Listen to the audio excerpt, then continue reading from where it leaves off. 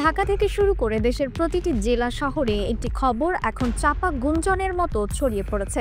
রাজনৈতিক মহলে এই মুহূর্তে কেবল একটাই কৌতূহলী ফিসফাস, যা শুনে কেউ বলছেন এটি কেবল গুজব, আবার কেউ বলছেন যদি এটি সত্যি হয় তবে বাংলাদেশের রাজনীতি আর আগের মতো থাকবে না।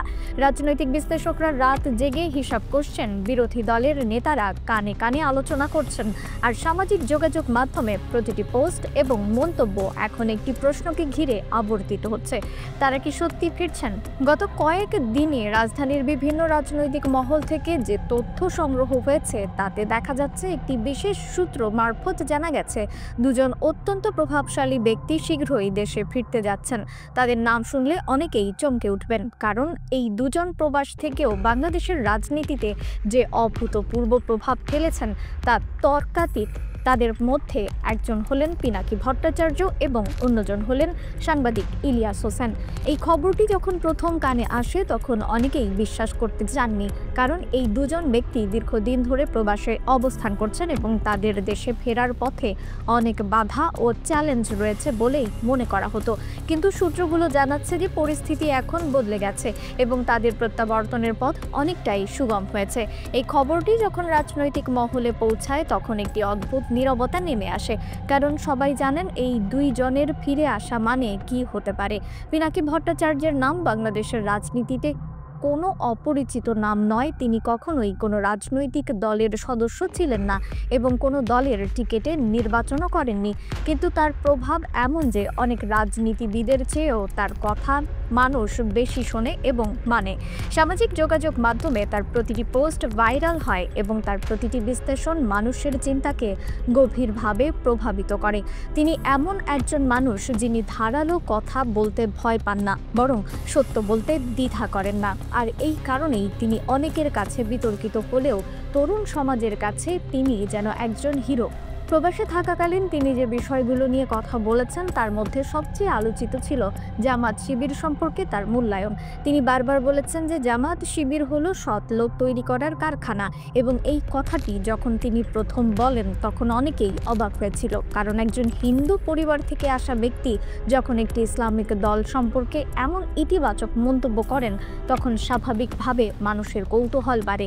কিন্তু তিনি স্পষ্ট করে বলেছিলেন যে তিনি কোনো দলের পক্ষে কথা বলছেন না, বরং তিনি সততা ও নৈতিকতার পক্ষেই বলছেন, এবং এই দুইটি গুণ তিনি জামাত শিবিরের মধ্যে দেখতে পাচ্ছেন। ডাকসু নির্বাচনের সময় যখন ছাত্র শিবির ভূমিধস বিজয় অর্জন করে তখন পিনাকি ভট্টাচার্যের প্রতিক্রিয়া ছিল অত্যন্ত উল্লেখযোগ্য। তিনি এই বিজয়কে তরুণ সমাজের জাগরণ বলে অভিহিত করেছেন এবং বলেছেন যে এই ফলাফল প্রমাণ করে দেশের তরুণরা এখন পরিবর্তন চায়। তার সেই বক্তব্য সামাজিক যোগাযোগ মাধ্যমে ঝড় তুলেছে এবং লাখ লাখ মানুষ তার এই মন্তব্য শেয়ার করেছে। অনেকে বলেছেন যে ডাকসু নির্বাচনে ছাত্র শিবিরের এই বিজয়ের পেছনে পিনাকি ভট্টাচার্যের পরোক্ষ প্রভাব ছিল, কারণ তার কথায় অনেক তরুণ ভোটারকে প্রভাবিত করেছিল। এবার আসা যাক সাংবাদিক ইলিয়াস হোসেনের প্রসঙ্গে। তিনি বাংলাদেশের সাংবাদিকতায় নতুন ধারার প্রতিনিধি। প্রচলিত গণমাধ্যমের বাইরে গিয়ে তিনি সামাজিক যোগাযোগ মাধ্যমকে ব্যবহার করে সাংবাদিকতার এক নতুন মাত্রা যোগ করেছেন। তার লাইভ সম্প্রচার এবং ভিডিও বার্তা দেশের মানুষের কাছে অত্যন্ত জনপ্রিয় হয়ে উঠেছে এবং অনেকেই তাকে জাগরণের সাংবাদিক বলে অভিহিত করেছেন। প্রবাসে থাকা সত্ত্বেও তিনি দেশের রাজনীতি, সামাজিক সমস্যা এবং সরকারের ব্যর্থতা নিয়ে নির্ভীকভাবে কথা বলেছেন, যা তাকে সাধারণ মানুষের কাছে অত্যন্ত গ্রহণযোগ্য করে তুলেছে। 2024 সালের গণ অভ্যুত্থানের সময় ইলিয়াস হোসেনের ভূমিকা ছিল অসাধারণ। যখন দেশের মানুষ রাস্তায় নেমে এসেছিল এবং শিক্ষার্থীরা তাদের দাবি আদায়ের জন্য আন্দোলন করেছিল, তখন তিনি প্রবাস থেকে তার লাইভ সম্প্রচারের মাধ্যমে মানুষকে সাহস জুগিয়েছেন। তার প্রতিটি কথা মানুষের মনে আশা জাগিয়েছে এবং তার উৎসাহ মানুষকে লড়াই চালিয়ে যেতে অনুপ্রাণিত করেছে। অনেকেই বলছেন সেই কঠিন সময়ে ইলিয়াস হোসেনের কণ্ঠস্বর ছিল মানুষের জন্য একটি বড় সান্ত্বনা এবং তার সাহস অনেককেই সাহসী হতে শিখিয়েছে। এই দুইজনের একসাথে দেশে ফেরার খবর যখন রাজনৈতিক মহলে পৌঁছায় তখন একটি বিশেষ প্রশ্ন সবার মনে দেখা দেয়। এই প্রশ্নটি হলো, এই দুজনের প্রত্যাবর্তন কি জামাতকে ক্ষমতায় আনতে সাহায্য করবে? রাজনৈতিক বিশ্লেষকদের একটি বড় অংশ মনে করেন যে এই দুইজনের উপস্থিতি জামাতের জন্য একটি বিশাল সম্পদ হবে, কারণ তাদের জনপ্রিয়তা এবং প্রভাব এতটাই বেশি যে তারা একা হাতে অনেক ভোটারের মনোবল পরিবর্তন করতে সক্ষম। একটি বিশ্বস্ত সূত্র জানিয়েছে যে এই দুইজনের নিরাপত্তার দায়িত্ব নেবে বাংলাদেশ ইসলামী ছাত্র শিবির। এই তথ্যটি যখন প্রথম জানা যায় তখন অনেকেই অবাক হয়েছিলেন, কারণ এটি একটি অত্যন্ত সংবেদনশীল বিষয়। কিন্তু সূত্রগুলো বলছে যে শিবির এই দায়িত্ব নিতে রাজি হয়েছে, কারণ তারা মনে করছেন যে পিনাকি ভট্টাচার্য এবং ইলিয়াস হোসেন দুজনেই দীর্ঘদিন ধরে জামাত শিবিরের পক্ষে ইতিবাচক মন্তব্য করছেন এবং তাদের নিরাপত্তা নিশ্চিত করা শিবিরের নৈতিক দায়িত্ব। রাজনৈতিক পর্যবেক্ষকরা বলছেন যে এই দুজন দেশে ফেরার পর যে পরিস্থিতি তৈরি হবে তা বাংলাদেশের রাজনীতিতে একটি বড় পরিবর্তন আনতে পারে, কারণ পিনাকি ভট্টাচার্য যখন সামনাসামনি মানুষের সাথে কথা বলবেন এবং তার বিশ্লেষণ সরাসরি উপস্থাপন করবেন তখন তার প্রভাব আরও বাড়বে। একইভাবে ইলিয়াস হোসেন যখন দেশে ফিরবেন এবং তার সাংবাদিকতা চালিয়ে যাবেন তখন তার কাজের গভীরতা ও প্রভাব আরও বেশি হবে। নাম প্রকাশ না করার শর্তে একজন রাজনৈতিক বিশ্লেষক বলেন, পিনাকি ভট্টাচার্য এবং ইলিয়াস হোসেনের দেশে ফেরা মানে জামায়াতের জন্য দুটি বিশাল অস্ত্র পাওয়া। তিনি আরও বলেন, এই দুইজন যদি একসাথে মাঠে নামেন তাহলে অন্যান্য দলগুলোর জন্য তা একটি বিশাল চ্যালেঞ্জ হয়ে দাঁড়াবে, কারণ এই দুজনের কথা মানুষ শোনে এবং তাদের প্রতি মানুষের আস্থা রয়েছে, যা অন্য কোনো রাজনীতিবিদের নেই। তবে এই খবরে সবাই যে খুশি তাও নয়। কিছু রাজনৈতিক মহল এই দুইজনের ফিরে আসাকে উদ্বেগের চোখে দেখছেন। তারা মনে করছেন যে এই দুইজনের উপস্থিতি রাজনৈতিক পরিস্থিতিকে আরও জটিল করে তুলবে এবং আগামী নির্বাচনে নতুন সমীকরণ তৈরি করবে। বিশেষ করে যারা জামাত বিরোধী তারা এই খবরে চিন্তিত, কারণ তারা জানেন যে এই দুইজনের সমর্থন জামাতের শক্তি অনেক গুণ বাড়িয়ে দিতে পারে। একটি বিষয় এখানে বিশেষভাবে উল্লেখযোগ্য যে পিনাকি ভট্টাচার্য কখনোই জামাতের সদস্য ছিলেন না এবং তিনি নিজেও বলছেন যে তিনি কোনো দলের লোক নন, কিন্তু তার মন্তব্য এবং বিশ্লেষণ থেকে স্পষ্ট বোঝা যায় যে তিনি জামাত শিবিরের নৈতিক অবস্থান এবং তাদের কাজের সম্মান করেন।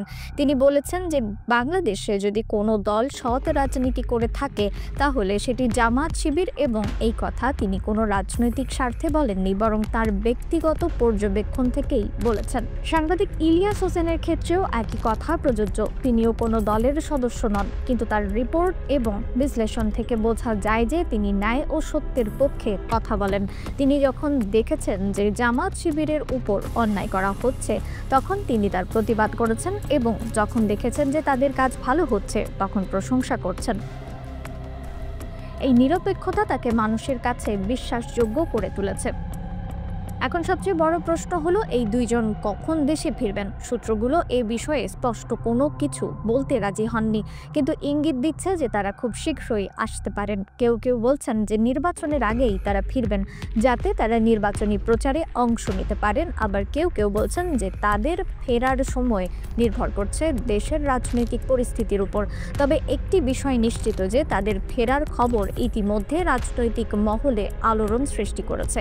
অনেকেই বলছেন যে এই দুইজন যদি সত্যি ফিরে আসে তাহলে বাংলাদেশের রাজনীতি আর আগের মতো থাকবে না, কারণ তাদের প্রভাব এতটাই বেশি যে তারা এক হাতে নির্বাচনের ফলাফল পরিবর্তন করতে সক্ষম। রাজনৈতিক বিশ্লেষকদের একটি অংশ মনে করছেন যে এই দুজনের প্রত্যাবর্তন জামায়াতের রাজনৈতিক কৌশলের একটি অংশ। তারা বলছে যে জামায়াত বুঝতে পেরেছে যে প্রচলিত রাজনীতির পাশাপাশি সামাজিক যোগাযোগ মাধ্যমে প্রভাব কতটা গুরুত্বপূর্ণ, এবং এই কারণেই তারা এমন দুজন ব্যক্তিকে কাছে টানতে চাইছেন যাদের সামাজিক যোগাযোগ মাধ্যমে বিশাল প্রভাব রয়েছে। অন্যদিকে কিছু বিশ্লেষক মনে করছেন যে এটি কোনো পরিকল্পিত কৌশল নয়, বরং একটি স্বাভাবিক প্রক্রিয়া। তারা বলছেন যে পিনাকি ভট্টাচার্য এবং ইলিয়াস হোসেন দুজনই স্বাধীন চিন্তার মানুষ এবং তারা তাদের নিজস্ব বিশ্বাস ও মূল্যবোধ থেকে কথা বলবেন। জামাত শিবিরের প্রতি তাদের সমর্থন কোনো রাজনৈতিক চুক্তির ফলাফল নয়, বরং এটি তাদের নিজস্ব পর্যবেক্ষণ ও বিশ্লেষণের ফলাফল। তবে যে কারণেই হোক, একটি বিষয় স্পষ্ট যে এই দুইজনের দেশে ফেরা বাংলাদেশের রাজনীতিতে একটি বড় ঘটনা হতে যাচ্ছে। তরুণ ভোটাররা যারা সামাজিক যোগাযোগ মাধ্যমে সক্রিয় তারা এই দুজনকে ভালোভাবে চেনেন এবং তাদের কথা শোনেন। এই কারণে তাদের উপস্থিতি নির্বাচন মাঠে একটি বড় প্রভাব ফেলতে পারে। এখন অপেক্ষা এই দিনের জন্য, যেদিন এই দুজন সত্যি বাংলাদেশের মাটিতে পা রাখবেন। সেদিন বাংলাদেশের রাজনীতি কোন দিকে মোড় নেবে তা দেখার জন্য পুরো দেশ অপেক্ষা করবে, কারণ এই দুজনের প্রত্যাবর্তন শুধু দুজন ব্যক্তির ফিরে আসা নয়, বরং এটি হতে যাচ্ছে বাংলাদেশের রাজনীতির ইতিহাসে একটি নতুন অধ্যায়ের সূচনা, যা আগামী দিনের রাজনীতিকে সম্পূর্ণ নতুনভাবে সংজ্ঞায়িত করবে। সব মিলিয়ে বলা যায়, দেশের রাজনৈতিক আকাশে এখন এমন একটি ঝড়ের আভাস পাওয়া যাচ্ছে, এবং সেই ঝড়ের কেন্দ্রে রয়েছেন এই দুজন শক্তিশালী কণ্ঠস্বর। তাদের ফিরে আসা মানে রাজনৈতিক সমীকরণের পরিবর্তন, জনতার মনস্তত্ত্বের পরিবর্তন, এবং সবচেয়ে গুরুত্বপূর্ণ হলো ক্ষমতার ভারসাম্যের পরিবর্তন। এখন দেখার বিষয় যে এই পরিবর্তন কতটা গভীর আর কতটা স্থায়ী হবে। রিফাত আরা ইসলাম, ভোরের আকাশ।